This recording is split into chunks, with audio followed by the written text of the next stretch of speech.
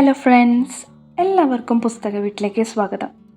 ഞാൻ ഇന്ന് നിങ്ങളോട് പറയാൻ പോകുന്ന കാര്യം നമ്മളെല്ലാവരും ജീവിതത്തിൽ ഏതെങ്കിലും ഒരു ഘട്ടത്തിൽ വെച്ച് അനുഭവിച്ചിട്ടുള്ള കാര്യമാണ്. Love rejection. ചിലപ്പോൾ അത് നടക്കാതെ പോയ പ്രണയത്തിൻ്റെ വേദനയായിരിക്കാം, അല്ലെങ്കിൽ ഒരു റിലേഷൻഷിപ്പിൻ്റെ അവസാനമായിരിക്കാം. എങ്ങനെയായാലും റിജക്ഷൻ നമ്മളെ വല്ലാതെ വേദനിപ്പിക്കും. പക്ഷേ ആ വേദന നിങ്ങളെ ഡിഫൈൻ ചെയ്യാൻ അനുവദിക്കരുത്. അപ്പോൾ നമുക്ക് അതിനെക്കുറിച്ച് ഒരുമിച്ച് സംസാരിക്കാം. ഇതിലാദ്യമായിട്ട് പറയാനുള്ള കാര്യം വേദനയെ അംഗീകരിക്കുക എന്നതാണ്. റിജക്ഷന് ഇത്രയും വേദന ഉണ്ടാക്കാൻ കഴിയുന്നത് അതിന് നമ്മുടെ ഉള്ളിൽ ആഴത്തിൽ കിടക്കുന്ന ചില കാര്യങ്ങളെ ടച്ച് ചെയ്യാൻ കഴിയുന്നത് കൊണ്ടാണ്.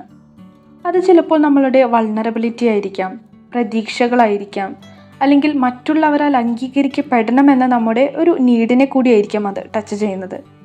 പക്ഷേ നമ്മൾ മനസ്സിലാക്കേണ്ട കാര്യം, വേദന എന്നത് വളരെ നോർമലായിട്ടുള്ളൊരു കാര്യമാണ്. കരയുന്നതും വളരെ ഓക്കെ ആയിട്ടുള്ളൊരു കാര്യമാണ്. പക്ഷേ നിങ്ങൾ നിങ്ങളോട് തന്നെ ചെയ്യുന്ന ഏറ്റവും വലിയ തെറ്റ് നമുക്കൊന്നും തന്നെ സംഭവിച്ചിട്ടില്ല എന്ന് പ്രിറ്റൻഡ് ചെയ്യുന്നതാണ്. കരയാനുള്ള പെർമിഷൻ നിങ്ങൾക്ക് നിങ്ങൾ തന്നെ നൽകുക. ലവ് എത്രത്തോളം റിയൽ ആണോ അത്രത്തോളം തന്നെ റിയൽ ആണ് ലവ് ലോസും. രണ്ടാമത്തെ കാര്യം, ഇതിനെ പേഴ്സണലൈസ് ചെയ്യാതിരിക്കുക, അല്ലെങ്കിൽ വ്യക്തിപരമായിട്ട് എടുക്കാതിരിക്കുക. ഞാനിത് പറയാൻ കാരണം, ലവ് റിജക്ഷൻ നേരിടേണ്ടി വന്നു കഴിഞ്ഞാൽ നിങ്ങൾ ആദ്യം ചോദിക്കുന്ന ചോദ്യം എനിക്കെന്താണ് പ്രശ്നം എന്നുള്ളതാണ്. പക്ഷെ എന്താണ് സത്യം?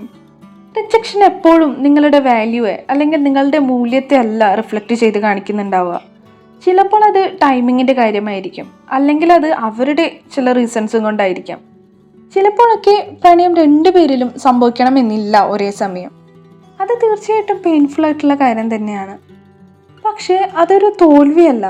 നിങ്ങൾ തകർന്നിട്ടില്ല, നിങ്ങൾ മനുഷ്യനാണ്, അത്രമാത്രം.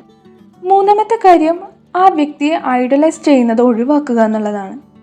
റിജക്ഷന് ശേഷം നമ്മൾ പലപ്പോഴും അവരെ ഒരു പെഡസ്റ്റലിലാണ് കൊണ്ടിരുത്തുന്നത്. അവരോടൊപ്പം ഉണ്ടായിട്ടുള്ള നല്ല കാര്യങ്ങൾ മാത്രമാണ് നമ്മൾ ഓർക്കുന്നത്.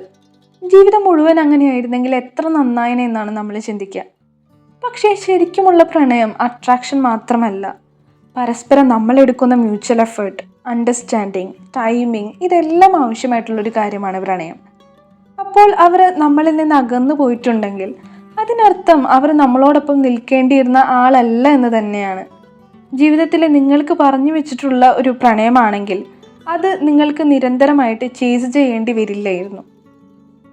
ഇനി നാലാമത്തെ കാര്യം വളരെ ഇമ്പോർട്ടൻ്റ് ആണിത്. നിങ്ങളുമായിട്ട് വീണ്ടും റീകണക്ട് ചെയ്യാൻ ശ്രമിക്കാം. നമ്മളിലേക്ക് മടങ്ങിപ്പോകാനായിട്ട് ഈ ഒരു സമയം യൂസ് ചെയ്യാം. നിങ്ങൾക്ക് സന്തോഷം പകരുന്ന കാര്യങ്ങൾ ചെയ്യാൻ ശ്രമിക്കാം. ചിലപ്പോൾ അത് വായനയായിരിക്കും, എന്തെങ്കിലും ക്രിയേറ്റ് ചെയ്യുന്നതായിരിക്കും, ട്രാവലിംഗ് ആയിരിക്കും, അല്ലെങ്കിൽ ഫ്രണ്ട്സുമായിട്ട് സമയം ചെലവിടുന്നതായിരിക്കും. നിങ്ങളുടെ സെൽഫ് വർത്ത് വീണ്ടും റീബിൽഡ് ചെയ്തെടുക്കുക. അത് പക്ഷേ മറ്റുള്ളവരുടെ ഒരു കാഴ്ചപ്പാടിലൂടെ ആയിരിക്കരുത്. നിങ്ങളുടെ കാഴ്ചപ്പാടിലൂടെ തന്നെ നിങ്ങളെ വീണ്ടും ബിൽഡ് ചെയ്ത് കൊണ്ടുവരാണ് ചെയ്യേണ്ടത്. അപ്പോൾ നിങ്ങൾ പ്രധാനമായിട്ടും ഓർക്കേണ്ട ഒരു കാര്യമുണ്ട്. റിജക്ഷൻ എന്ന് പറഞ്ഞു കഴിഞ്ഞാൽ റീഡിറക്ഷനാണ്. നിങ്ങളെ നിങ്ങളിലേക്ക് തന്നെ അടുപ്പിക്കാൻ ശ്രമിക്കുന്ന ഒരു സാഹചര്യമായിട്ടാണ് അതിനെ മനസ്സിലാക്കേണ്ടത്. ഇനി അഞ്ചാമത്തെ കാര്യം, ഇത് നിങ്ങൾ പലപ്പോഴും ചെയ്യാൻ മറക്കുന്ന ഒരു കാര്യമാണ്, പക്ഷേ വളരെയധികം ഇമ്പോർട്ടൻ്റ് ആയിട്ടുള്ളൊരു കാര്യം കൂടിയാണ്. നിങ്ങളുടെ ഹൃദയത്തിനെ വീണ്ടും തുറന്നു വയ്ക്കുക എന്നുള്ളതാണത്. കാരണം ഈ ഒരൊറ്റ ഹാർട്ട് ബ്രേക്ക് കൊണ്ട് നിങ്ങളുടെ ഹൃദയം പല ആളുകളും അടച്ചു വെക്കാനായിട്ട് ആരംഭിക്കും. ശരിയാണ്, പ്രേമത്തിന് നിങ്ങളെ വേദനിപ്പിക്കാനായിട്ട് കഴിയും, പക്ഷേ അത് അതേപോലെ ഉണങ്ങുകയും ചെയ്യും. നമ്മൾക്ക് പുതിയതായിട്ട് എന്തെങ്കിലും പഠിപ്പിച്ചു തരികയും ചെയ്യും. നമ്മളിൽ ഒരു ട്രാൻസ്ഫോർമേഷനും ഉണ്ടാകും. അപ്പോൾ ശരിയായിട്ടുള്ള സമയം വരുമ്പോൾ നമ്മൾക്ക് പറഞ്ഞിട്ടുള്ള പ്രണയമാണെങ്കിൽ നമ്മളെ തേടി വരും.